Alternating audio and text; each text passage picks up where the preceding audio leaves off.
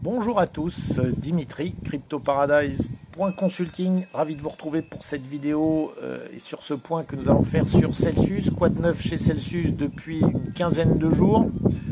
Deux AMA qui sont passés et pas énormément de news à se mettre sous la dent, donc je vais vous faire le résumé, ça va être assez bref. D'abord, Alex nous promet une grosse annonce à venir sur le mining. Il l'a promis le 10 septembre. Finalement, on pensait avoir des news le 17, on ne les a pas eues. Donc pour l'instant, pas encore d'infos à ce sujet. Mais on attend une grosse annonce concernant ce que Celsius fait. Et c'est probablement lié au mining selon toute probabilité.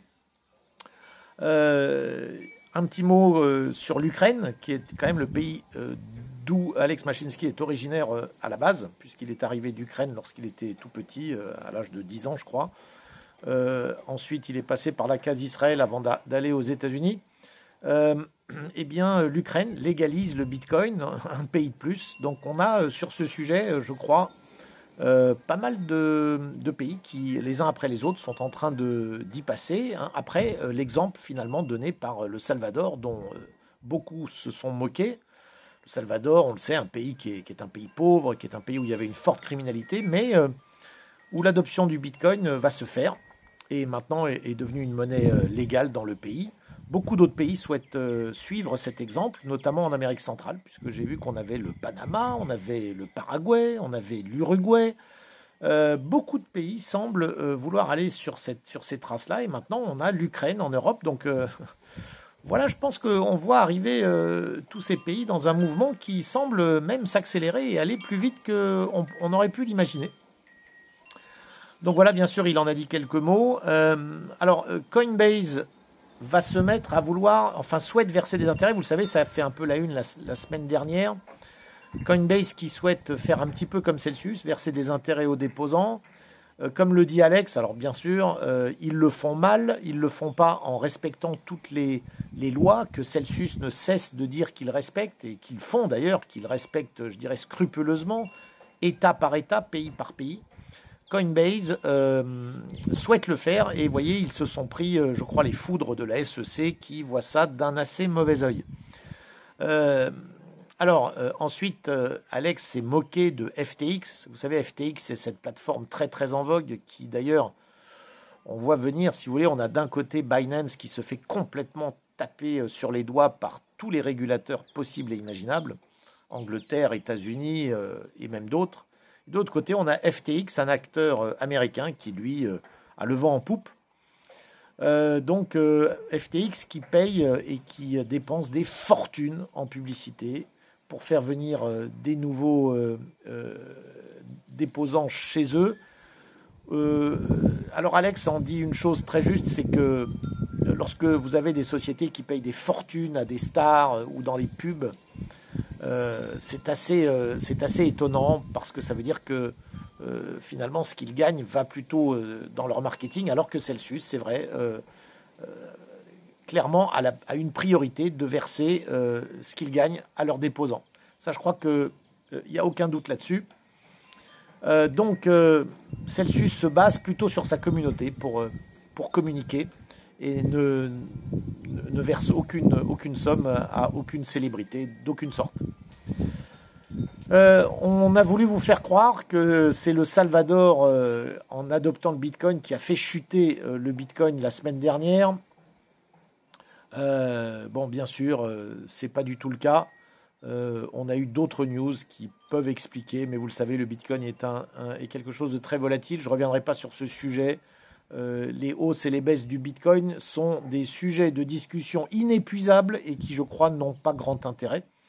Car le Bitcoin, comme le dit Alex, et là je crois qu'on est en phase absolue, c'est hodl, hodl, hodl, vous le prenez, vous le gardez, et vous ne vous préoccupez pas des va-et-vient, dont seuls quelques traders peuvent tirer leur épingle en essayant de timer le marché, ce qui est, je vous le rappelle, quelque chose d'extrêmement hasardeux, auquel je ne vous conseillerais pas de vous risquer.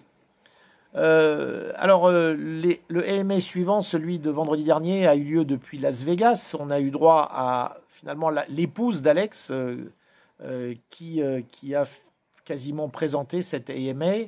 Alors on ne sait pas très bien si elle fait partie de Celsius ou pas. Mais en tout cas, c'est elle qui a présenté.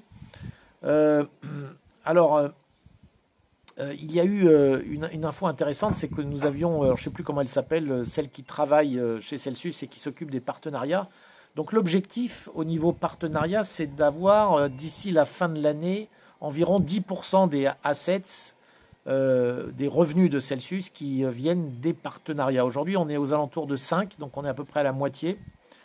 Mais il faut savoir que, ajusté au prix des cryptos, en une année, la croissance des partenariats, alors même si ça avait été communiqué aux alentours de 5000% chez Celsius, la vérité c'est que si vous enlevez le fait que les cryptos ont elles-mêmes beaucoup monté en une année, si on ne tient pas compte de cet effet hausse, on a une croissance pure de partenariat chez Celsius de 1980%. Donc vous voyez que c'est quand même assez important. Et savoir que Celsius gère 23 milliards, enfin à peu près, ou en tout cas une vingtaine de milliards de dollars d'actifs, et que là-dessus il y aurait 10% gérés par en fait des compagnies partenaires, c'est quand même pas mal. Interactive Broker, vous connaissez peut-être, c'est cette plateforme qui était une plateforme traditionnelle de bourse qui vous permet d'acheter et de vendre des actions sur différentes places boursières. Interactive Broker lance son service crypto-monnaie. Donc voilà encore un acteur d'ailleurs qui lui a des prix qui ont fait pas mal de mal à la concurrence et qui depuis plusieurs années opère sur le marché traditionnel boursier en ayant vraiment vu les prix et les commissions à la baisse. Ce qui est plutôt une bonne nouvelle qu'ils acceptent désormais les crypto-monnaies et qu'ils permettent l'échange de crypto-monnaies sur leur plateforme. Alex a eu un mot sur, vous savez, en ce moment, il y a Evergrande qui est quand même le sujet qui fait que les marchés ont dévissé, alors tous les marchés traditionnels, y compris les cryptos, ont dévissé depuis 24-48 heures. Evergrande, c'est cette entreprise ou cet opérateur chinois dans l'immobilier qui va faire faillite. Est-ce qu'on est à l'approche d'un événement type 2008 Lehman Brothers? Peut-être bien, peut-être pas. On verra comment les Chinois vont gérer la chose, mais vous le savez, en ce moment, la Chine, il y a énormément de changements en Chine. Et si cette faillite de Evergrande a des conséquences en cascade, on pourrait avoir des marchés très très turbulents d'ici la fin de l'année. Et ne croyez pas que si les marchés sont très turbulents, les crypto-monnaies vont y échapper. Ce n'est pas le cas. Et quand tout baisse, y compris le Bitcoin. Donc voilà, je ne sais pas très bien où on en est. Moi, je reste de toute façon, vous savez, mon mot d'ordre, c'est hodl, donc c'est de les garder. Et le mot d'ordre de Celsius, c'est strictement le même. Vous prenez vos cryptos, vous les gardez. Vous ne vous préoccupez pas des mouvements, mais sachez que les mouvements pourraient être violents. Si jamais, effectivement, cette faillite avait des conséquences en cascade. Ce qui est possible.